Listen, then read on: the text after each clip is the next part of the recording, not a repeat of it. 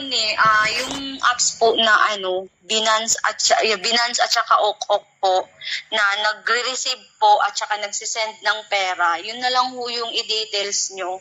Sideline siya dito, nagagamit ng mga bangko sa Saudi Arabia na nagsisend at saka nagre-receive ng money.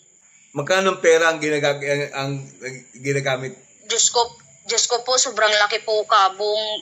Minsan po nagtatransact kami sa isang bangko, 5,000 SAR po. Tapos 100 daily po kasi yung nun kabong yung salary namin, 100 SAR. Then maliban yun sa percent ng napapadala namin na pera. Sobrang dami po namin kabong, kaya gusto ko sanang mag-warning sa iba kasi pinagbabawal pa po kasi po yun na, hindi pa alam kung saan yung reklamo sa akin, kung saan po siya, hanggang saan po siya. Kaya pati nga pamilya ko hindi ko muna sinabihan kasi pinagbabawal pa kasi ng amo ko. Pwede ako mag-warning, okay? Sige. Walang po problema. So, ni-record ko yung ating pag-uusap, hindi kayo makilala.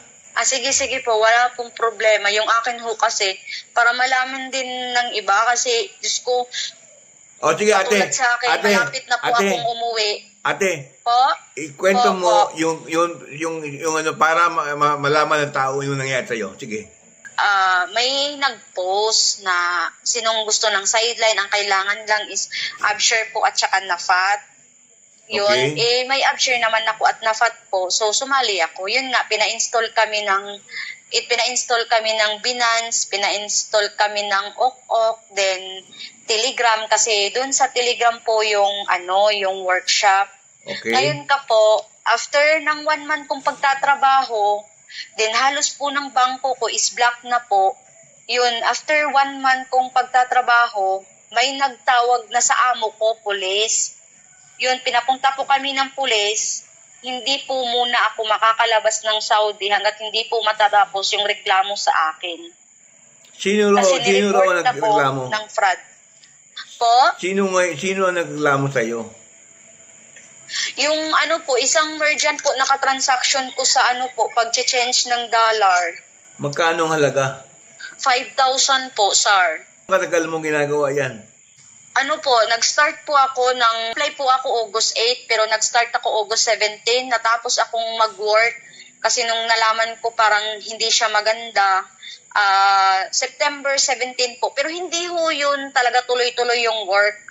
Po siya, sa isang linggo minsan 4. So paano mo ginagawa yung trabaho na yun? Meron kang trabaho sa bahay? Pag wala naman po, magsasabi din naman kasi ho yung madam po, magsasabi naman na pag hindi kayo bakante, magsabi kayo. Opo, online po lahat. Sino mga nakatransact mo? Lang ho, yung mga may merchant po na natatransact namin.